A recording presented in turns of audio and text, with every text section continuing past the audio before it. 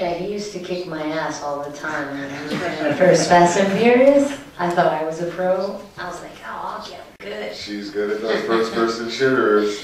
Do not go up against Michelle Rodriguez in a first-person shooter. You'll have a hole in your head. So then, after I found out that Steven Spielberg was vocal and unashamed to admit that he likes video games, I started exploring the idea of creating a video game company. When I did the Chronicles of Riddick, the same thing happened.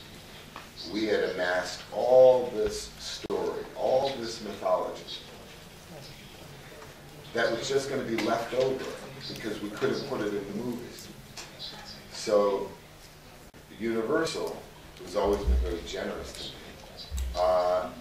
allowed me to take the pitch black title and turn it into a game, which became Escaping Butcher Bag. And then we got the award for this game being the best film adapted video game. Dark Athena, as you know, comes out in 2 weeks, I believe. The Wheelman, which comes out, I think, this week or something. That demo's really cool. I compare it to Grand Theft Auto. I think it's actually probably even better.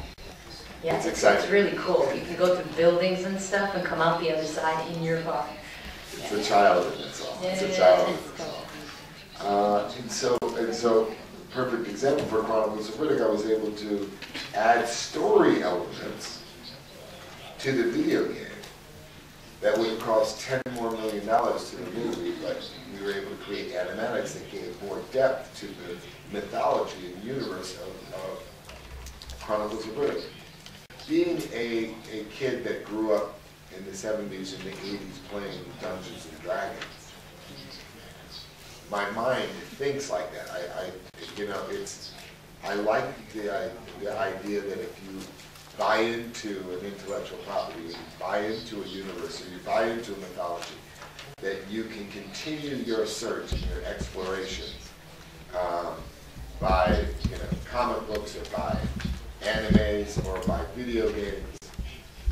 So I think video games is one of the most interesting phenomena. Up until 5 years ago, titles like Michelle just mentioned, Grand Theft Auto, were very solitary. It was an experience, a singular experience, right? This is before Xbox came with multiplayer online. You could kick somebody's ass over it in another country in a game like DOA or something.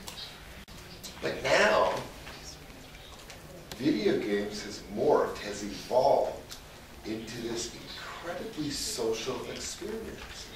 So when you think of these massive multiplayer online games, people are playing video games to feel some of that social that they might not be allowed in their life. Maybe the gas prices are too high, they can't go to the mall the same way they used to, or there are not enough playgrounds anymore, or whatever. The idea that people are playing video games for these social reasons is a phenomenon that, I think would warrant a discussion with Freud or Socrates.